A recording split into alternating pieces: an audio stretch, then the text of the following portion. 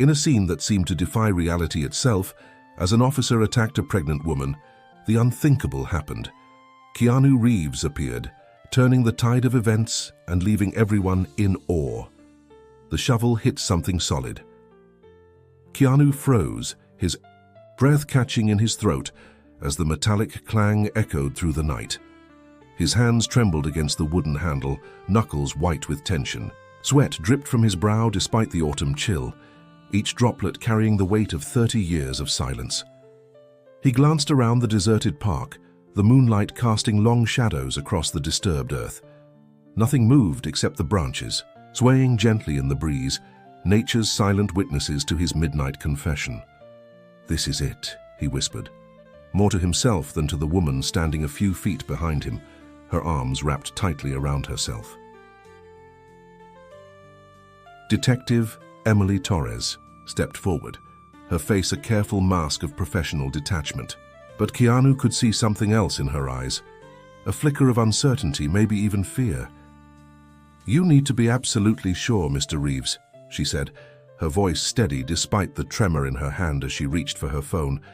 "Once I call this, there's no going back for either of us." Keanu nodded, dropping to his knees beside the shallow hole. The metal object gleamed faintly under his flashlight, a rusted tin box, smaller than he remembered. How could something so insignificant have haunted him for 3 decades, I'm sure? His voice cracked, 30 years of guilt crystallized in 2 simple words. She deserves to be found, her family deserves to know. As Detective Emily made the call that would shatter the peaceful night and forever change both their lives, Keanu closed his eyes. The memories flooded back, Grayson's laugh, the argument, the unexpected flash of anger, the sickening sound that had followed. One moment of rage that had defined every moment since. Behind them, car headlights swept across, the tree line as more vehicles approached. Marcus knew they belonged to the police, forensics teams, maybe even news vans. By morning, everyone would know what had happened in this park 3 decades ago. Everyone would know what he had done. Detective Emily knelt beside him, her expression softening for just a moment. "Why now, Keanu, after all this time, why come forward?" He looked up at the night sky, at the same stars that had witnessed his crime all those years ago. "Because some truths refuse to stay buried," he said, as the weight of echoes from that summer night in 1994 finally began to lift from his shoulders. "And I'm tired of being haunted." Summer 1994. Keanu Reeves had always been the golden boy of Pinewood Heights. Star quarterback, straight-A student, the kind of son parents bragged about at community barbecues. At 22, his future stretched before him like an open road, college scholarship secured, medical school on the horizon, and Officer Grayson Mitchell on his arm. Grayson, vibrant, intelligent, ambitious, was the only person who saw through the facade. "You're allowed to be imperfect, you know," he'd tell him, fingers intertwined with his as they walked through Holloway Park after dark, breaking the town's unspoken curfew. "You don't have to be what everyone expects." He loved him for that, for seeing the cracks in his perfect image and loving him anyway. That summer was stifling, not just the heat that settled over the small town like a wool blanket, but the weight of expectations. Marcus's father, chief surgeon at Pinewood Memorial, had mapped out every detail of his son's future with clinical precision. Stanford Medical School, surgical residency, eventually taking over his practice. The Riley legacy secured. "Medicine isn't just a career," Dr. Joseph Riley would say, clapping his heavy hand on Marcus's shoulder. "It's our family's calling." Marcus never told him about the journalism scholarship, never mentioned how writing made his pulse quicken in a way medicine never could. Never admitted that every time he thought about cutting into human flesh, his stomach turned. Rebecca was the only one who knew. "You need to tell him," she insisted during one of their late-night walks through the park. The moon was full, illuminating. Her determined expression. "You're sacrificing your happiness for his dreams." "It's complicated," Marcus replied, the same answer he always gave. "My dad's sacrificed everything to give me opportunities. The practice is his legacy." "And your life is yours," she countered, stopping to face him. Her eyes reflected the moonlight, fierce and unyielding. "I got the internship at the Post." The words hung between them, heavy with implication. Washington was hundreds of miles away from Stanford. That's amazing, Beck," he said, trying to match her excitement while feeling his carefully constructed plans crumbling. "When do you leave?" 3 weeks, she replied, reaching for his hand. "And I want you to come with me." The suggestion hit him like a physical blow. "What?" "Apply for journalism programs there. You're brilliant. They'd accept you in a heartbeat." Her words tumbled out faster now, charged with passion. "We could get an apartment together, start fresh, be who we actually want to be." Marcus pulled away, running his hands through his hair. "You know I can't do that." "Can't or won't?" Rebecca challenged, her voice rising slightly. "Because there's a difference, Marcus. One is about ability, the other is about courage." The word stung. "It's not about courage, it's about responsibility." "To whom? Your father or yourself?" Her expression softened. "I love you, Marcus, but I can't watch you throw away your life for someone else's dream, not even your father's." Something snapped inside him, a thread pulled too tight for too long. "So that's it? An ultimatum? Choose you or my family?" "That's not what I'm saying." "Sounds exactly like what you're saying," he interrupted, anger rising like a tide. "You know what my father's approval means to me. You know what I've worked for." "I know what he's worked for," she shot back. "The question is, do you even know what you want anymore?" The argument escalated, voices rising in the empty park. Words sharpened into weapons, targeting insecurities and fears with surgical precision. When Rebecca turned to leave, Marcus grabbed her arm harder than he intended. She pulled away sharply, stumbling backward. What happened next played in slow motion in his nightmares for decades, her heel catching on an exposed tree root, the way she fell, the sickening crack as her head struck the corner of the stone bench, the sudden absolute silence that followed. "We've identified the remains," Detective Torres said, her voice pulling Marcus back to the present. They sat in an austere interrogation room at the Pinewood Heights Police Department, a stark contrast to the wooded park where they had spent the night.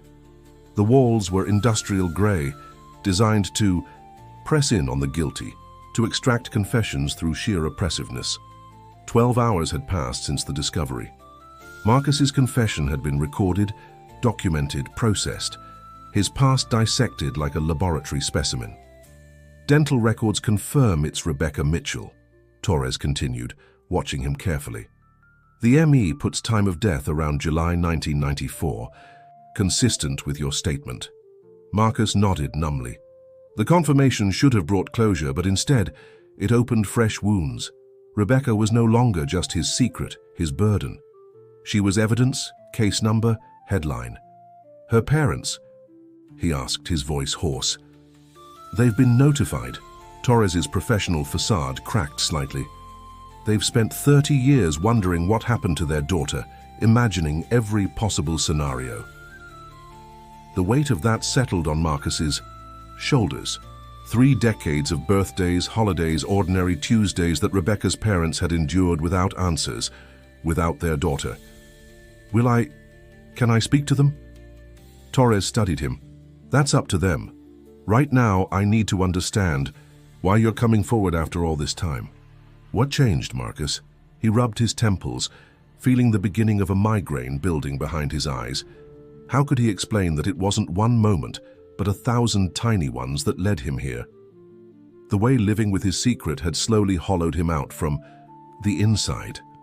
"I have a daughter," he finally said, "Sophia. She turned 22 last month, the same age Rebecca was when—" He couldn't finish the sentence. "She's applying to journalism school, just like Rebecca wanted to do. When she told me, it was like the universe was forcing me to face what I'd done." Torres nodded, waiting for him to continue. "All these years, I've convinced myself it was an accident, that I wasn't responsible, because I never meant to hurt her." Marcus's hands shook as he pressed them flat against the table. "But then I realized I've been living the life my father wanted, Not the one I chose. Rebecca died trying to show me that. And I've spent 30 years perpetuating the very lie she was trying to free me from. So this is about absolution? There was no judgment in Torres's tone, just professional curiosity.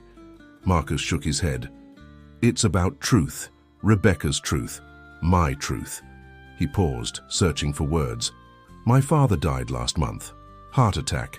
The practice, the legacy he built, it all falls to me now. And you don't want it, Torres deduced. I never did. The admission felt like ripping off a bandage, painful, but strangely liberating. For 30 years, I've lived exactly the life my father prescribed, became the surgeon he wanted, married the appropriate woman from the appropriate family, had the appropriate number of children. What does your wife think about all this?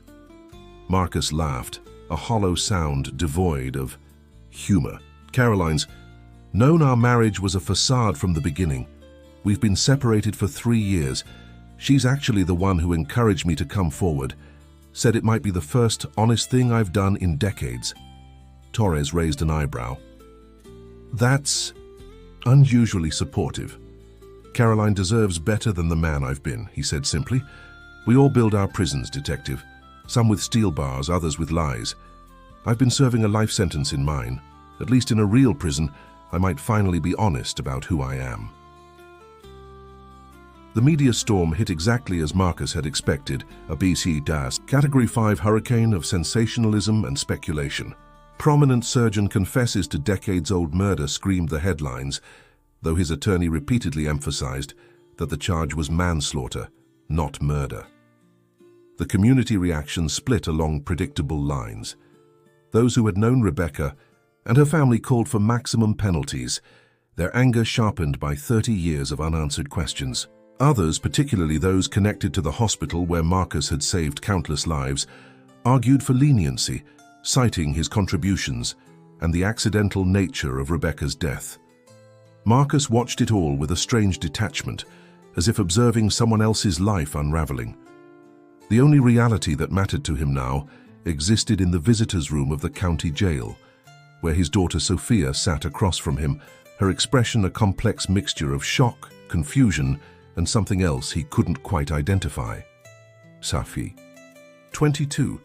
Sophia was startlingly similar to her mother. Caroline's straight nose and chin, but Marcus's eyes and thoughtful demeanor. She'd always been the peacemaker in their family, the one who could navigate the tension between Marcus's rigid expectations and her younger brother Ethan's rebellious nature. "Why didn't you ever tell me?" she asked, her voice barely above a whisper. Marcus reached across the table, stopping short of touching her hand when he remembered the rules. No physical contact. "How could I?" he replied. "How do you tell your child that you're responsible for someone's death, that you've built your entire life on a foundation of lies?" Sophia's eyes glistened with unshed tears. "I don't even know who you are anymore." The words hit harder than any physical blow. "I'm still your father." "Are you?" she challenged, leaning forward. "Because the father I knew wouldn't have hidden something like this. He wouldn't have—" She stopped herself, taking a deep breath. "Mom says you were living someone else's life, that you never wanted to be a surgeon." Marcus nodded slowly. "Your grandfather had very specific expectations, and now you've thrown everything away." It wasn't an accusation, more a statement of fact. "Your career, your reputation, your freedom." "No," Marcus said, surprising himself with his certainty. "I've thrown away the lies. There's a difference." Sophia studied him, as if seeing him clearly for the first time. "You know what's ironic? All those years you pushed me toward medical school, and all I wanted was to write, to tell stories that matter." The parallel to Rebecca was so stark it made Marcus's chest ache. "I'm sorry, Sophia. I was trying to protect you from making mistakes." "By making sure I repeated yours?" Her words were sharp, but her tone had softened. "That's not protection, Dad, that's control." The truth in her assessment left him speechless. Sophia sighed, running a hand through her hair, a gesture she'd inherited from him. "I still love you. That hasn't changed, but I'm angry and confused. and I need time to process all of this. I understand, Marcus said, though the prospect of losing his daughter's respect was almost more than he could bear. She gathered her things, preparing to leave, then paused. This journalism program I'm applying to, it's what I want. Not what you want, not what Mom wants me. Marcus nodded, throat tight with emotion. Then you should pursue it with everything you have. I am, Sophia said, standing. And when I get in, not if, when, I'm going to write about this. About you, about Rebecca, the whole truth, not just the headlines. He should have felt exposed, vulnerable at the prospect. Instead, a weight lifted from his shoulders. She would have liked you, you know. Rebecca, you remind me of her, the determination, the clarity of purpose. For the first time since his confession, Sophia smiled slightly. I wish I could have known her. As he watched his daughter leave, Marcus realized that the truth, however painful, was already setting things right in ways he couldn't have anticipated. Rebecca's story wouldn't end in that shallow grave. Through Sophia, her voice would finally be heard. The courthouse steps were crowded with reporters when Marcus arrived for sentencing 3 months later. Camera flashes created a strobe light effect as officers escorted him through the throng, voices calling out questions. He had no intention of answering. Inside, the courtroom was equally packed. Familiar faces from the hospital, curious townspeople, and in the front row, Rebecca's parents. Thomas Mitchell's hair had turned completely white, his tall frame now stooped with age. Beside him, Martha Mitchell clutched a faded photograph, her eyes fixed on Marcus with an intensity that made him look away. They had agreed to meet with him once, 2 weeks after his confession. The conversation had been brutal in its raw emotion. 30 years of grief, anger, and unanswered questions condensed into a single hour. Marcus had offered no excuses, no justifications, only the truth they had been denied for so long. We're not here for forgiveness, Thomas had said at the end of that meeting. We're here because Rebecca would have wanted the truth, nothing more. Now, as Marcus took his place at the defense table, he caught Sophia's eye in the gallery. Beside her sat Ethan, his 17-year-old son, who had barely spoken to him since the confession. Caroline sat on Ethan's other side, her expression unreadable. The proceedings moved with methodical efficiency. Marcus's attorney spoke of remorse, of the accidental nature of Rebecca's death, of 3 decades of exemplary service-saving lives. The prosecution emphasized the cover-up, the years of deception, the family left without closure. When it came time for victim impact statements, Thomas Mitchell declined to speak. Martha approached the podium slowly, the photograph still clutched in her hand. "This is Rebecca," she said, holding up the picture for the court to see. A young woman with bright eyes and a confident smile looked back at them. Not the victim, or the deceased, or case number 947325, Rebecca Mitchell, my daughter. Her voice never wavered as she described the brilliant, passionate young woman who had been taken from them. The birthdays and holidays spent wondering if she was alive or dead. The empty chair at every family gathering. I don't hate Marcus. Riley, she concluded, her gaze finding him. Hate would mean giving him power over the rest of my life, and Rebecca deserves better than that. What I want is justice, not vengeance, but acknowledgement of the truth. That's what Rebecca fought for, that's what honors her memory. When Marcus was invited to speak, he approached the podium with leaden feet. The prepared statement in his hands suddenly seemed inadequate, a collection of hollow words that couldn't possibly convey the depth of his remorse. He set the paper aside. "Nothing I say can undo what I've done," he began, his voice steady despite the emotion threatening to overwhelm him. "I took Rebecca's life in a moment of anger. Then I took her truth by burying her and denying her family the closure they deserved." He turned to face the Mitchells directly. "I can't ask for your forgiveness. I haven't earned it, and I may never deserve it. But I can promise you this. Rebecca changed me, even in death. She wanted me to live authentically, to have the courage to choose my own path." His voice broke slightly. "It took me 30 years to find that courage, and the cost was impossibly high. Your daughter paid it, not me." Marcus turned back to the judge. I accept whatever sentence the court deems appropriate. The only mercy I ask is the opportunity someday to help my children understand that honesty, even painful honesty, is the only foundation worth building a life upon." As he returned to his seat, Marcus caught Sophia's gaze again. She nodded once, a gesture so small he might have missed it if he hadn't been looking for some sign that a bridge still existed between them, however damaged.